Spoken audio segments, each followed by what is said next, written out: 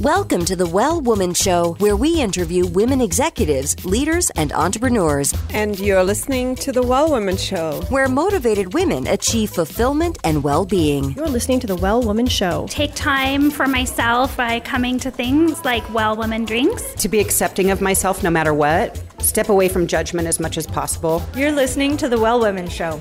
You're going to be in for a good ride. I don't regret anything. Everything I've ever done, I've learned from it, one way or another, good or bad. Being a little bit selfish for yourself, put your own oxygen mask on first and then give what's left. I'm a woman. I would prefer to tell my own story. My story, though it's very personal, is universal. You're listening to the Well Woman Show. And now your host, Giovanna Rossi.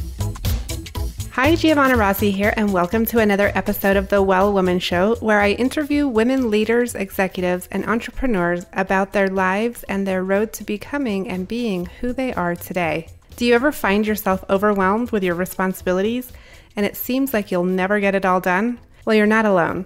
We all need to remember to use our superpowers, the ones we already have but don't use all the time, and take advice and wisdom from one another.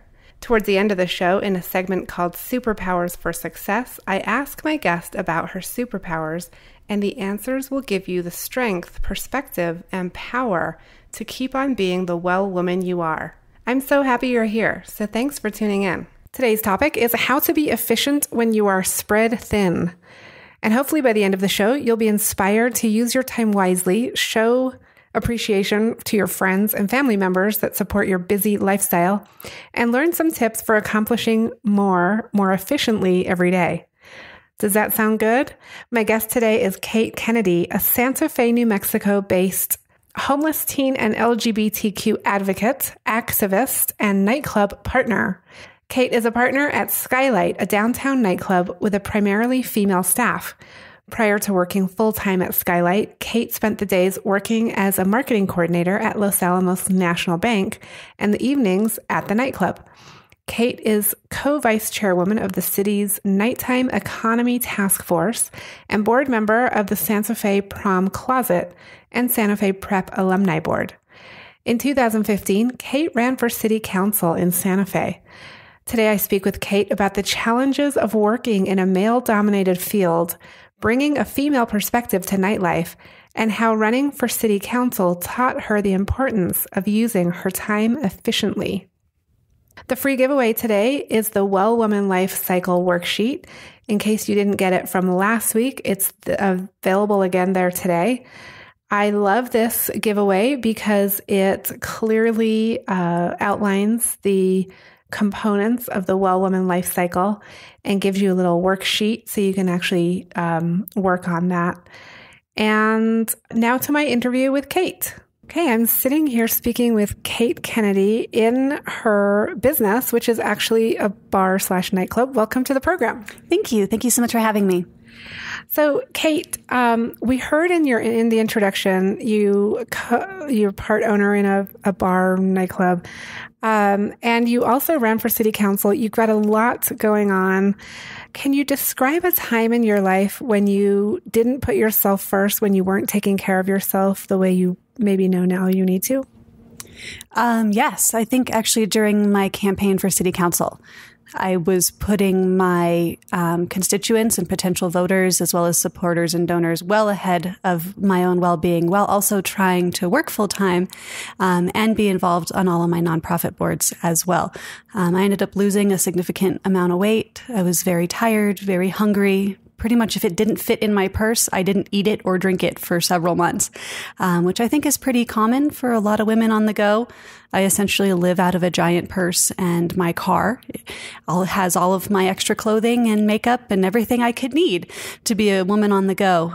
But it did take some recovery time. I think in some regards, I'm still recovering and trying to put myself first.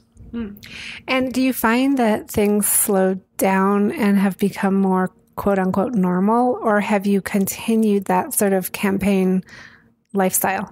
I Things have definitely gotten busier and crazier since I lost the campaign in March. My involvement in the community has increased. My involvement in my business has increased. I'm now on 5 nonprofit boards and a city committee, as well as volunteer work and other community work. And my role in the business has expanded to also include our special events and catering business. So we are diversifying and expanding all at the same time. I still sleep very little. But I do try to get 8 hours. They're just very rarely consecutively. I do get all my meals in, but again, they're at pretty ridiculous hours and I snack and graze a lot.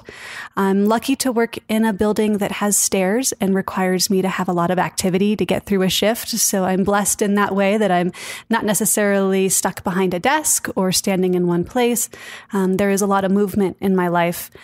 I miss doing yoga and Pilates and dance classes that I used to do, but I hope to find time for those in the near future, maybe sometime after the holidays. Yeah, it sounds very busy. Can you tell me what you're working on and how it impacts women's lives and well-being, either something related to your business or some of your boards? I think that all of it. The boards that I am involved with include Santa Fe Youth Shelters, Santa Fe Prom Closet, New Mexico Cocktails and Culture, Santa Fe Chamber of Commerce, and then I'm also on BQL, which is the Business and Better Quality of Life Committee for the City of Santa Fe. So a lot of the work that I do is community outreach and overall well-being. And I do focus on youth as well as LGBTQ youth, and a lot of women's and transgendered issues as well. Affordable housing is a big part of what I'm working on, as is overall health for the community and economic development through community engagement.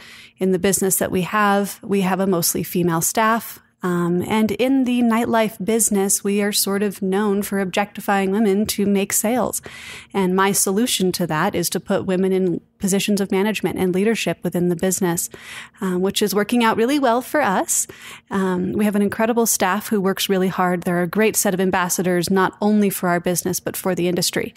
And we do a lot of community engagement through our business. We recently just hosted an event for NDI. And we try to do at least one nonprofit event a month. We focus again on youth issues, but also sort of family issues. And this is my hometown. This is sort of what I've always dreamed of being able to do, is give back in this way while having both a positive community engagement and economic impact. And as a woman business owner, do you face particular challenges that maybe men don't face? What has been your experience? Yes. Sort of having to validate yourself in what is known as sort of the man's game of nightlife has been very interesting for me, being an under 30 business owner. We currently have a staff of about 20 people, which we provide income for 20 households, which represents up to 80 people. That's an incredible thing. But yes, it was a man's game when I got into it. It still is largely. I come from finance, which was also a man's game. So I am used to being the only woman at the table, certainly the youngest one. And you just have to own yourself and own your opinion and not be afraid and know that it's going to take a couple times. You'll have to repeat yourself a lot and you'll have a lot more to prove. I certainly have had to work 2, maybe 3 times harder than my male counterparts to prove myself in this industry and to become a voice for the industry. Nightlife in Santa Fe is a pretty small community. Although we're strong and we love it, there's not a lot of women in management and leadership roles within it. So it's been kind of cool to set the example. I hope that those behind me can sort of run on the path. I hope I've made it a little smoother. But that's what I strive for every day. And speaking of the man's world, as you put it, do you find that you end up trying to fit into that by acting, like taking on some of those male behaviors? Or are you trying to change the world to be more of a woman's world? A little bit of both. I think you have to do a little bit of both during the transitional time, for sure. I want people to think that I'm a big, strong girl and that I can handle that stuff. Half of my security team are also female. And so that's really a cool thing. But nightlife is sexy, and it's dirty, and it's dark, and it's loud, and it's heavy. And that was a change for me for sure. There is a different energy level. There is a different way that people interact between each other that I had to get used to leaving a more of a corporate structure.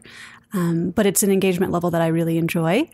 But I certainly have had to speak a little bit louder, prove myself a little bit more, show up early, stay later. And I do hope that it gets easier. I would like to overall change the game and change the conversation, but really I want to change the expectation of what nightlife is. Change the expectation of employee management and experiences, entertainment, food. I really want to sort of set the standard for expectations if we can, but also managing them at the same time.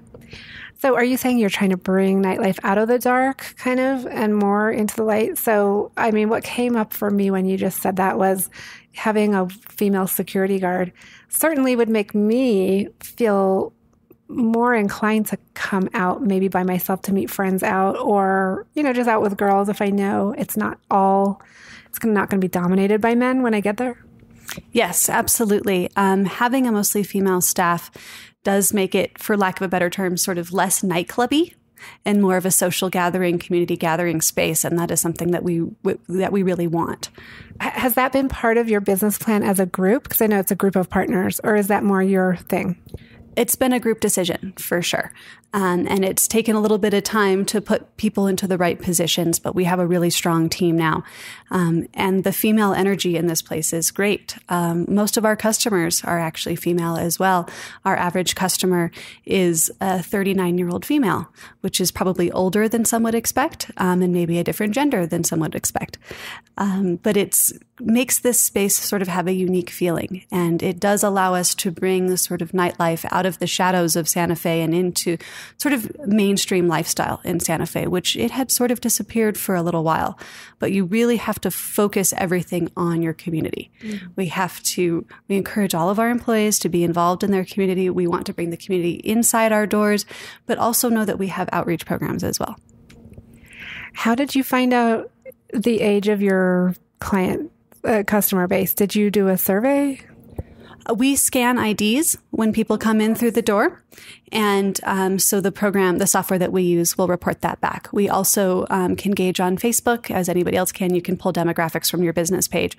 And so we did an average between the two. Oh, interesting. Okay. So let's talk about you running for office.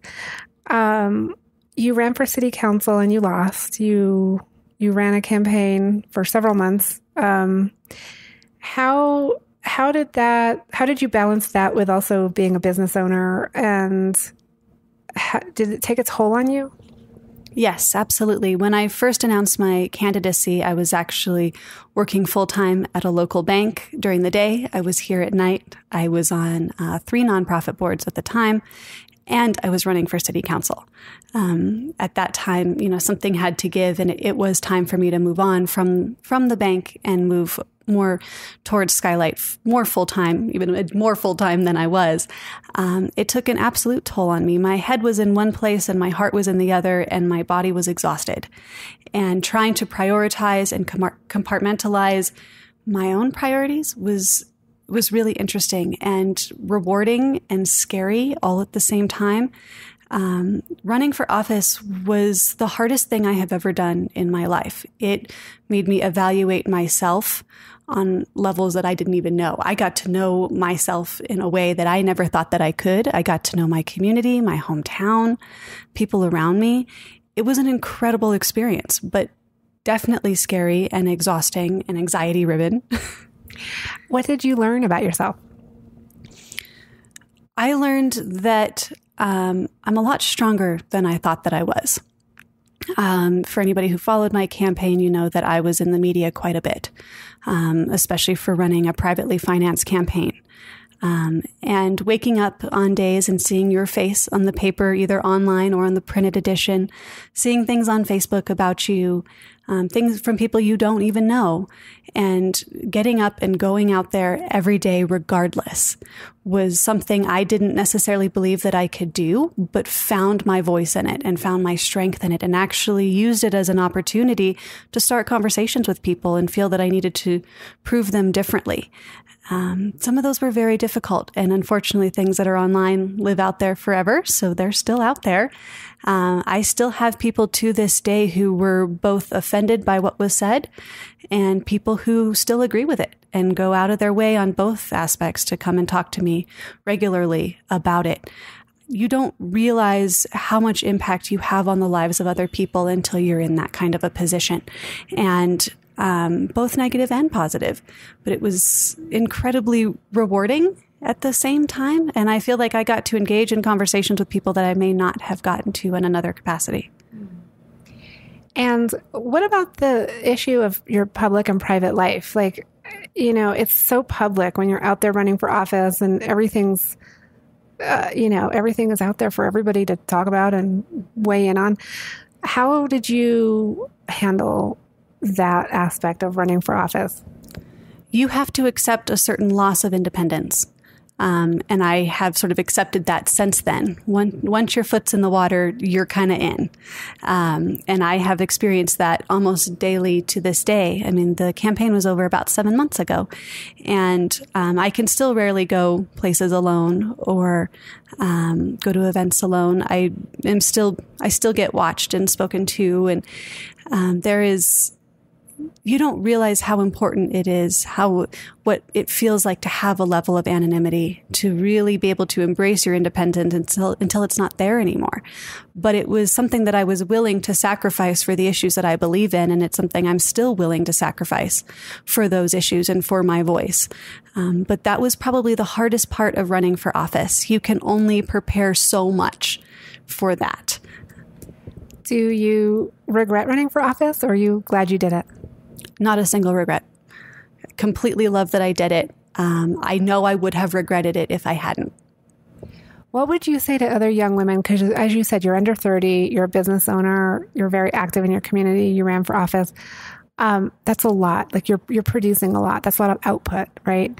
What would you say to other young women who are juggling a lot of these things if they were thinking of running for office? I would recommend that people do run for it, but know what you stand for before you go into it, and know that you are a lot stronger than you think you are. And people will test you in ways you didn't even think possible. Surround yourself with good people. I know watching my friends and family and my inner circle go through my candidacy as well as life post-campaign has been difficult for them as well. And don't lose track of those people, because they're losing a piece of you while you're out there. And they are also having to serve as a buffer in large respects. So really cultivate those relationships before you go in, and really try to spend the time during the campaign to maintain them, should you choose to then announce to run for office. I think those relationships, again, you can prepare only so much, but it is incredibly hard to then find out that you can't just go somewhere with your best girlfriend, and know that she then has to serve as your advocate as well. So make sure that you really surround yourself with good people. This is making me think of, when we go into something that changes our lives, we go in as one person, and then we go through this big experience, and we come out the other side as a different person a lot of times. Who are you now? Who is Kate Kennedy now that you've been through this process? I think the thing that I've noticed most in myself is I changed the way that I introduce myself. We all have to put those little blurbies on our social media accounts about who are you, say something about you, and then you have to provide these bios. And I now describe myself as a community advocate. When before I was Kate Kennedy, born and raised in Santa Fe, New Mexico, and I then described myself based on what I did for a living and the organizations I was involved with and that kind of stuff, where I was born and raised. I didn't describe myself in any sort of action-based term. And that's been the largest change that I have seen in myself, is the way that I describe myself to others and introduce myself. Okay, Kate, we're going into a segment called Superpowers for Success. So I want to ask you a few questions, and we can go through them fairly quickly. The first one is, what does success in life mean for you? Success in life means, for me, it's finding a balance of your true self. There is a lot of imperfection that comes with success. There's a lot of loneliness that comes with success, certainly sacrifice, and hopefully you have no regrets. But if you can find the balance between what you expected of yourself, what others expected of you, but also being your best self, whatever that is for you, and not losing track of who you really are, that balance for me is success. And when did you know that you are really good at what you do? I don't know that I am really good at what I do. Sometimes there are days that I don't know what I do. Well, let's take the community advocate description, the way you describe yourself. When did you know that you're a good community advocate? When an 8-year-old girl came up to me and asked whether or not I was going to run for president. That was a sort of a life-changing moment for me. Yes, it was politically related, but this is a young woman who lives in Santa Fe who saw me as much of a leader in her life as she could envision, and representing issues that were important to her and speaking in ways that she could understand. And her asking me if I was going to run for president, and my response to her was, yes, if you vote for me. So that was my moment. That was when I knew that I was really impacting the lives of other people. There were other moments with adults, certainly, and other organizations. It's been pretty incredible to see some of the policies and issues that I had advocated for quite some time get put onto official agendas. And that's been really powerful. But truly, the changing moment for me was when that 8-year-old girl came up to me and asked if I was going to run for president. Okay. And Kate, describe a personal habit that you have that contributes to your well-being. Like, how do you stay well in order to do all these things? I eat a lot of sushi. Sushi is my favorite food. And to take the time to dine properly and to do something that I enjoy, put my phone down. The other thing that I do is I color. I love adult coloring books. I keep them in my purse. I keep them in my office, in my house. They're everywhere. Since I'm always on the go, my environment isn't always my sanctuary. So sometimes I need to create my own space within wherever I am to meditate and sort of do my own thing. And coloring is the easiest thing that I can do that has the largest impact. I love that, because you can take that anywhere you go. You can take that with you. What superpower did you discover you had only to realize it was there all the time? My voice. I had always liked to talk, but I don't know that I ever really said anything. And finding out that I could translate and describe things that were important to me, issues that are important to me, and do so in an articulate way to impact the lives of other people, I think was truly finding my voice. Not just talking to talk to hear yourself talk, but to remove the ego from the voice and really speak from your heart was something that I was probably there all along, but it wasn't until I was really tried on a public setting to prove it that it came out. So before that, you would, like you said, you would talk, but you didn't feel like you were really saying anything. And then through the process of these public forums and running for office, you were sort of forced to really find that thing that you really connected to and wanted to talk about. Yes, I think that I used to talk to just get attention, to fill time, to fill space. I don't think I was listening. I wasn't a very good listener.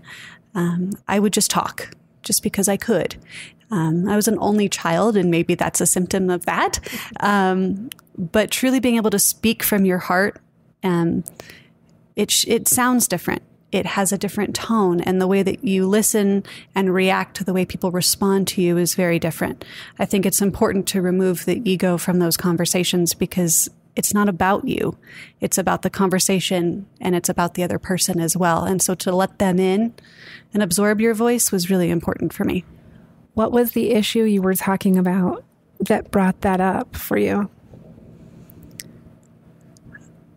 For me, housing has always been a big issue, but also the quality of education in our community, and access to both of those things within our community was sort of my big focal point. I couldn't believe that we have so many people without stable roof, without access to quality education and wraparound services, and watching these families struggle in our community because they really want to live here and they're productive members of our community, and to really want to be a part of it, and seeing that there were things that some of us may have taken for granted that were limiting their ability to grow was really hard for me. Addressing the issues of youth homelessness and the large percentage of those that are gay, lesbian, or transgender was incredibly powerful for me. I have been working on gay and lesbian issues for quite some time, since I was in high school, and finding out how many of them were homeless in our community was huge for me. And again, even access to food and nutrition programs, things a lot of us have taken for granted. At least I certainly had. And I was in a position to try to give some of those people a voice, and if nothing else, just raise the topic altogether. The other issues that really forced me to find my voice were sexism, and sexism in politics and business and sort of day-to-day life. There were things that were said about me publicly and not so publicly that made me feel like my community had sort of turned its back on me, and not just me, but what I stood for, and other women in my life, and some men in my life, certainly. And I felt sort of betrayed by it. And I had to find my strength to overcome that as well, while articulating these really important issues in our community. And to not go out and cry publicly, and to really to keep showing up. It was important to keep showing up regardless of what people were saying about me or about what I was saying. That found my fire. I became just this whole other person. How dare you speak about me in that way when I'm trying to advocate for homeless youth? These things aren't even comparable. And really finding my strength in that.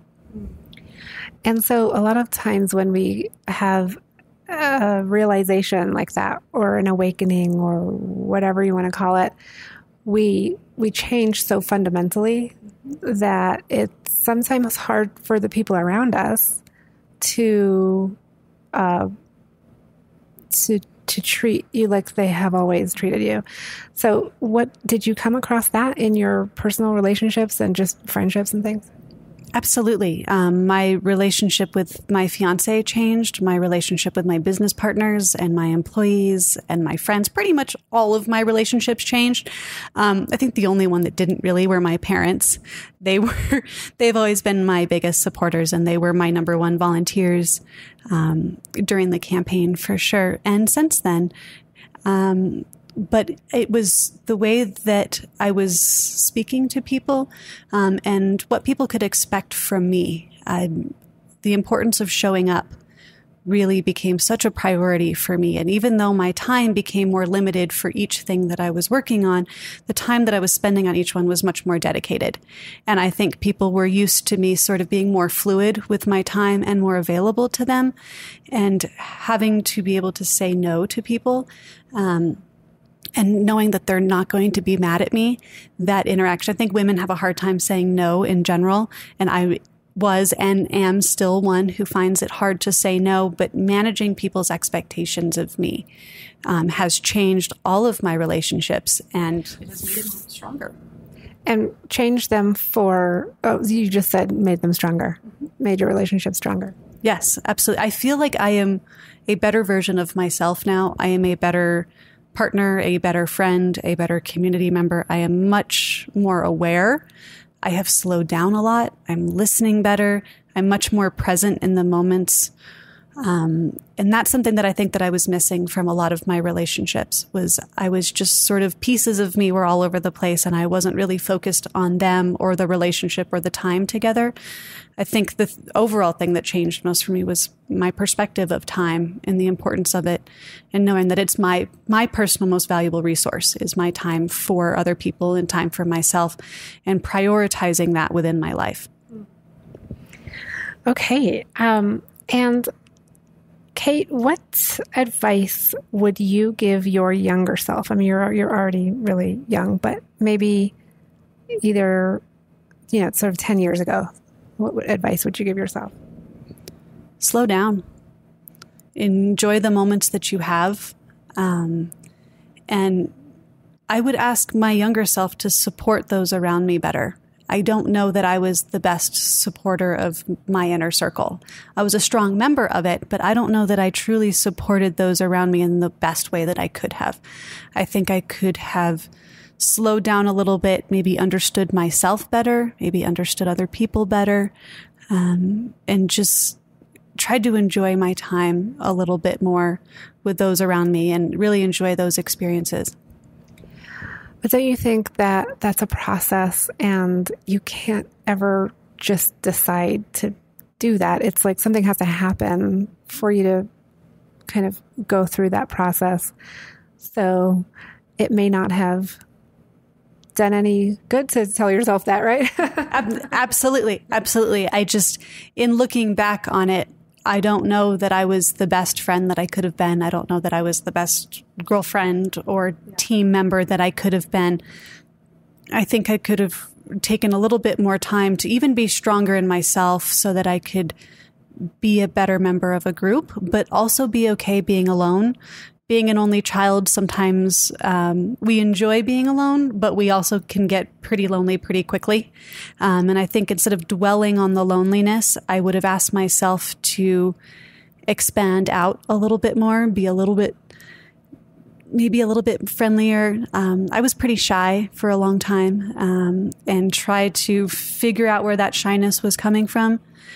Was something I would ask myself. Okay. And one of the last questions, do you identify as a feminist? That's a really difficult question. I think that the word feminist in its current context is starting to receive somewhat of a negative tone. I consider myself an advocate for women, both those who were born as women and those who identify as women. But not in the man-hating kind of feminist way. I don't like to see things as an us versus them kind of world. I much prefer the female advocate side of the feminist terminology and not so much the anti-man side of the terminology. Because this isn't us versus them. It's not a we're better than this. No, this is our chance to stand up and be advocates for each other. I think that women can be each other's own worst enemy. And this is our opportunity to empower each other. And in that way, yes, I am a feminist in the sort of self-empowerment and female empowerment side, but not in the man-hating side of things. I mean, just to clarify for listeners, being a feminist is advocating for equality for women in politics, in society. And it doesn't ever, we don't define feminism as anything about men, actually. It's all about women. So just to clarify that. Yes. And I think, though, that there are some people who do use it in a negative light. And I think that it's given feminists and feminism sort of a bad rep unnecessarily. I think that the empowerment side and the advocacy side is incredible, and that's the side we need to be focusing on. I just think, especially with the current political climate, it's kind of getting a bad rep, and people are misusing it and misunderstanding it, but also using it as a scapegoat for a lot of conversations. And I'm not okay with that. Okay, last question, Kate. What are you reading right now? What's on your nightstand? Or is there anything on your nightstand? Because you are so busy. You're like at the nightclub all night. I try to read about 5 newspapers a day. So that is sort of my daily reading material. I actually don't have a book that I'm reading right now. What are the newspapers that you read? I try to read the New Mexican, the Albuquerque Journal. I like to read the LA Times, Miami Herald, and then I pick a New York Times, Washington Post, Boston Globe kind of thing. I try to get a little bit of each section of the United States. And because I have several iPads, they're all digital, but that is sort of my daily reading material or nightly reading material, depending where it falls in my 24-hour spectrum.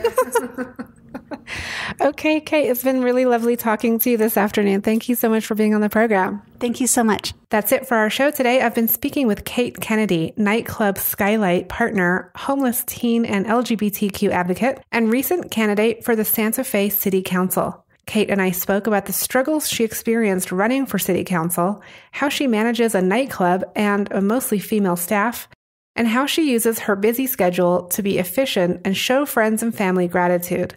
You can get the free giveaway today, the Well Woman Life Cycle, at wellwomanlife.com/039show.